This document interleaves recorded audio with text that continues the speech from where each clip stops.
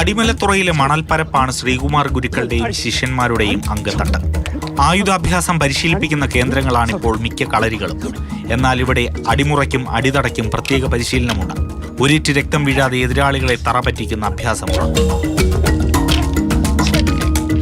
കളരിപ്പയറ്റിൽ നിന്ന് വ്യത്യസ്തമായ അടിമുറ എന്ന് പറയുന്നത് ഡയറക്റ്റ് നമ്മൾ ശത്രുവിനെ അടിക്കുന്നതാണ്. അതെന്താണ് അതിന്റെ ഒരു വ്യത്യാസം? കളരിപ്പയറ്റ് ഷോ ആണ്. 1 2 അകലെ നിന്ന് ചവിട്ടി പെട്ടി. ഇതെന്ന് പറയുമ്പോൾ ചവിട്ട് എന്ന് പറയുന്നത് ഇങ്ങനെ നമ്മൾ മർമ്മസ്ഥാനത്തുള്ള ചവിട്ടാണ്. അത് വളരെ ഷാർപ്പായിട്ട് ഇങ്ങനെ ചവിട്ടുള്ളൂ. തെക്കൻ സമ്പ്രദായത്തിലാണ് അടിമുറ ശൈലി പ്രസിദ്ധി നേടിയത്. കൈപ്രയോഗങ്ങൾ, കുറുവടി, കുന്തവടി, കത്തിപ്രയോഗങ്ങൾ തുടങ്ങിയ അഭ്യാസങ്ങളാണ് പ്രധാനം.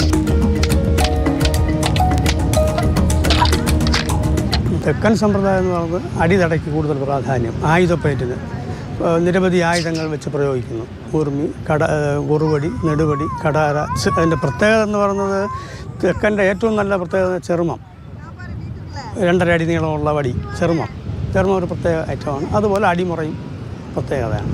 കളരി അഭ്യാസങ്ങളിൽ മികവ് നേടിയ ശിഷ്യന്മാരാണ് ശ്രീകുമാർ ഗുരുക്കളുടെ സമ്പത്ത്. കളരി എന്ന് പറയുന്ന അഭ്യാസ മുറ മാത്രമല്ല, ശരീരതത്വശാസ്ത്രവും മർമ്മശാസ്ത്രവും ചികിത്സാവിധികളും ഒക്കെ പഠിച്ചെങ്കിൽ മാത്രമേ കളരി അഭ്യാസം പൂർണ്ണമാവും. ഇപ്പോൾ നമ്മൾ അഭ്യാസത്തിൽ മാത്രമാണ് കോൺസെൻട്രേറ്റ് ചെയ്യുന്നത്. അപ്പോൾ അങ്ങനെ ശരീരതത്വശാസ്ത്രമൊക്കെ പഠിച്ചു വരുമ്പോൾ നമ്മെ തന്നെ അറിയാൻ കഴിയുന്ന നമ്മൾ തന്നെ മനസ്സിലാക്കാൻ കഴിയുന്ന ഒരു ശാസ്ത്രശാഖയാണ് കളരിപ്പയറ്റ്.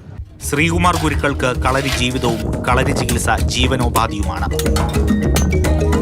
പ്രേം ശശിക്കൊപ്പം AK സ്റ്റെഫിൻ, മാതൃഭൂമി ന്യൂസ്, തിരുവനന്തപുരം.